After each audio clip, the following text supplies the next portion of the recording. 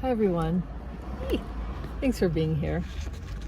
I am coming to you from my car. I've just gone to the library. I haven't been in my car filming for quite a long time, and I usually don't do this very much in the summer because it's so hot in the car. I have my windows cracked. I'm in the city, so you're gonna hear city noises and buses and people. We'll do our best.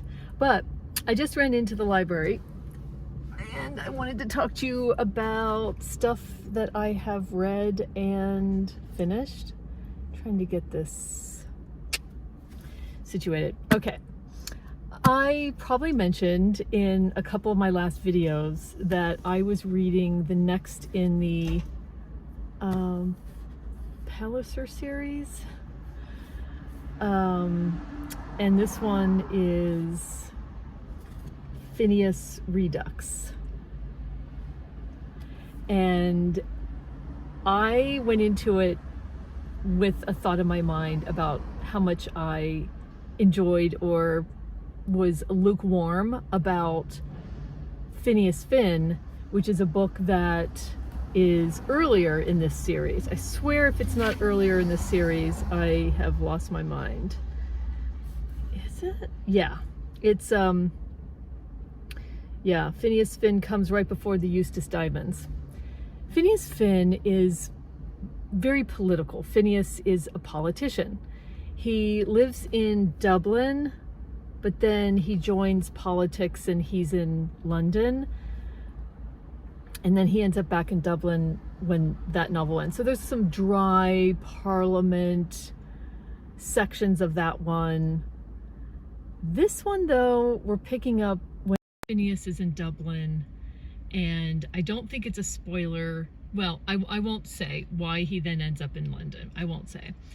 But because we're so far into now this Palliser series, you get some reoccurring characters, which is so cool about Anthony Trollope.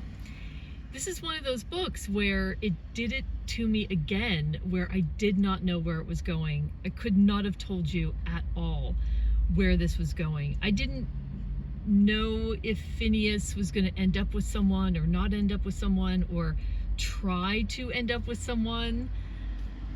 I just could never have guessed the things that happen in this story, and the way that Trollope weaves things together, the pacing, the excitement, the intrigue, the suspense, whatever, just insane.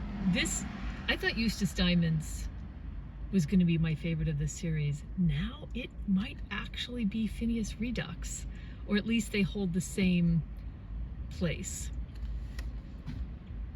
Wow. So, I mean, if you've been here for a while, you know how much I have fallen in love with Anthony Trollope over the last couple of years. Okay, what did I pick up at the library? I'm sorry. First, I want to talk about this that I had finished, but I kept it because I wanted to remind myself a little bit about what this is about, because it's complex and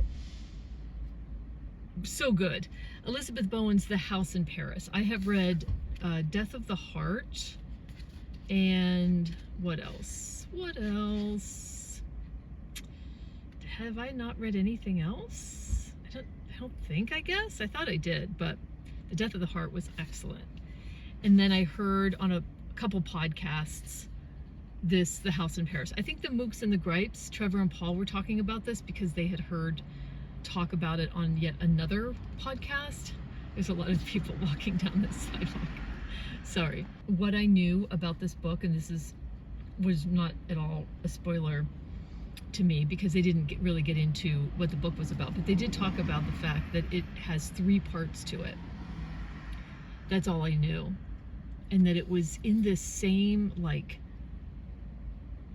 writing style that is clear, concise, mature. There's brevity in it, and Elizabeth Bowen doesn't hold your hand and explain why characters are the way they are, and you will either find that out through reading the story or you're filling it in. She really respects your intelligence. So this book is in 3 parts. I will just talk a little bit about how it opens, because the other 2 parts really speak to the rest of the story.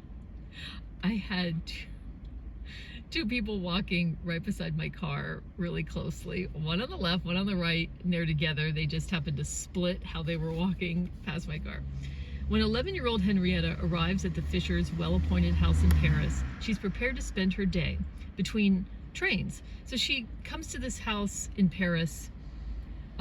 She's been escorted there, and she's staying at this house.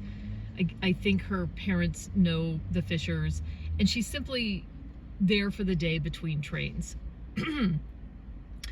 She's being looked after by an old friend of her grandmother's. Henrietta longs to see a few sights in Paris.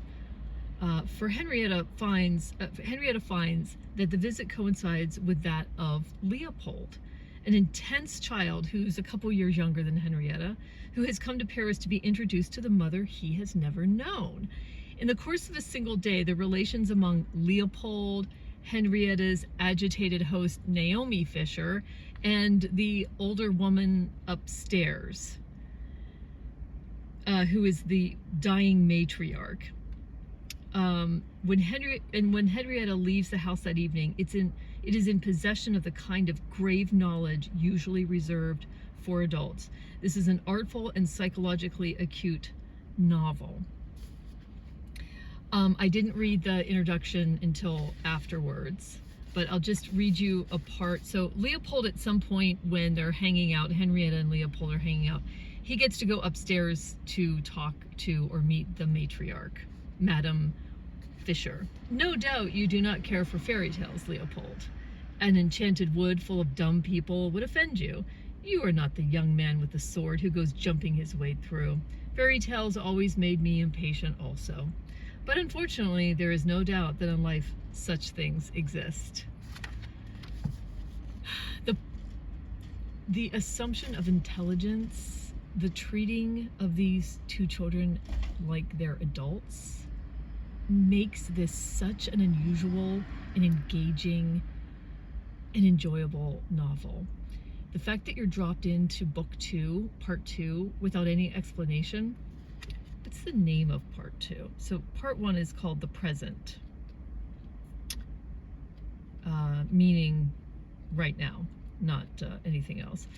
Part 2, The Past. Part 3, The Present.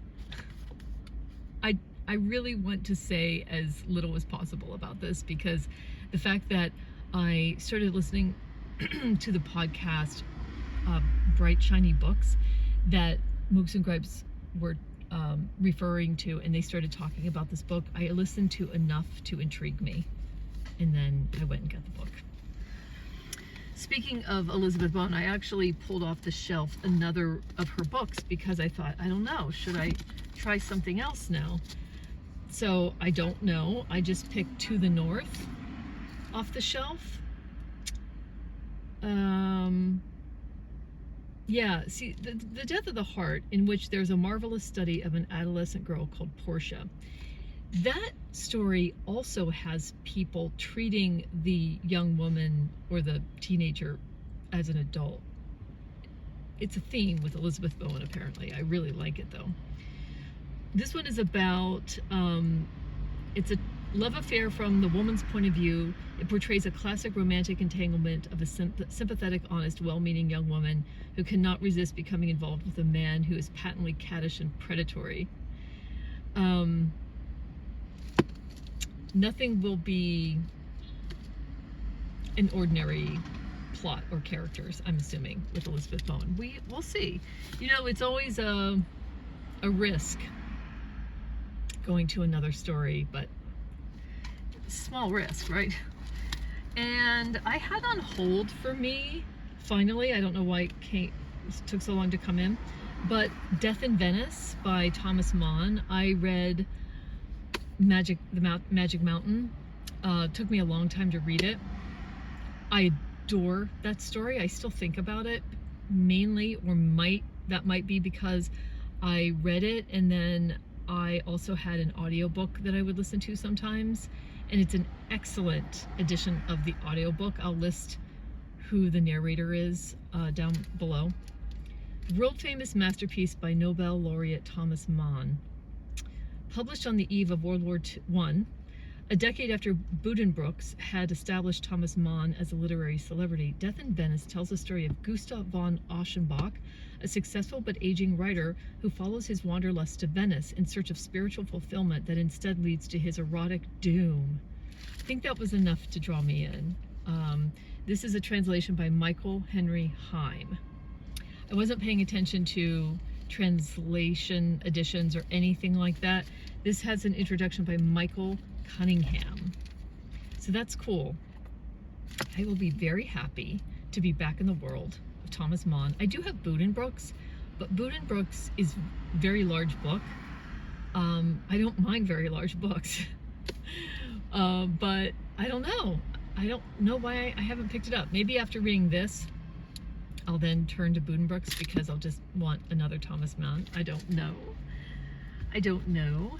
Then I just saw on the shelf a new release, which is this Joan Didion book, Joan Didion Notes to John. These are notes that are from a point in time, the year 2000. She's taking notes when she's seeing a psychiatrist. These notes are, I guess one can tell from the notes, are to John because they're referring to John as you in the notes. So this is interesting to me. I would be delighted to be back in the world of Joan Didion's nonfiction writing. I loved The Year of Magical Thinking. I loved that. I also really enjoyed Blue Nights. It's heartbreaking. So is The Year of Magical Thinking, but I think Blue Nights is more heartbreaking to me because of the nature of that story, which I won't go into here. But if you're curious, you can take a look at that. These notes were found in her desk, and they're part of her archives, which were left open to the public, I think it says. There's an introduction in here, but it doesn't say who wrote the introduction, which is interesting. The 150 pages seem to have survived only in this one copy, which is now in the Didion Dunn archive at the New York Public Library. The archive was placed in the library by Didion's heirs, her late brother's children. No restrictions were put on access. I'll see how it says some of the subjects in the journal appear in Blue Nights, the last book Didion wrote, which was a meditation on her daughter's life. I'll see how I feel about this.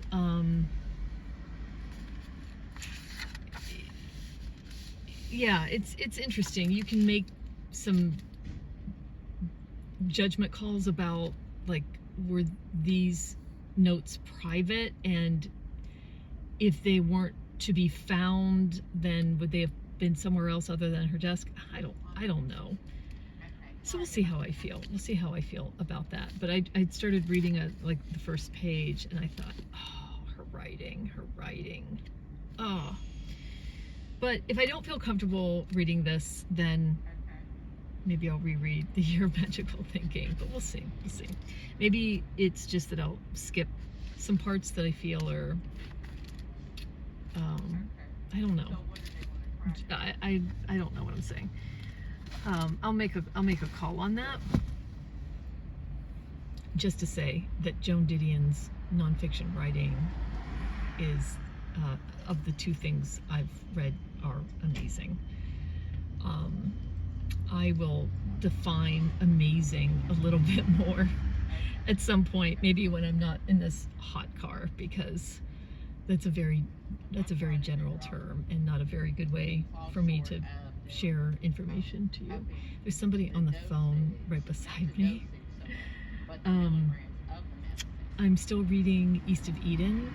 probably 2/3 of the way through, and every time I step back in, it is like looking into like a landscape painting. Oh, it's a tough book. It's not an easy, enjoyable read at some points. I mean, this is the American West in the 1800s. Anyway, because I have somebody talking right beside me, I'm gonna go. And but thanks for joining me. Just a quick catch up. I'll be back in touch soon. We can chat a little bit longer. Please let me know what you're doing this beginning of August. I'd love to know. Leave below what you're reading, what you may be reading. Have you read any other of Elizabeth Bowen's books? Let me know. Thanks for joining me here as always, and I'll talk to you soon.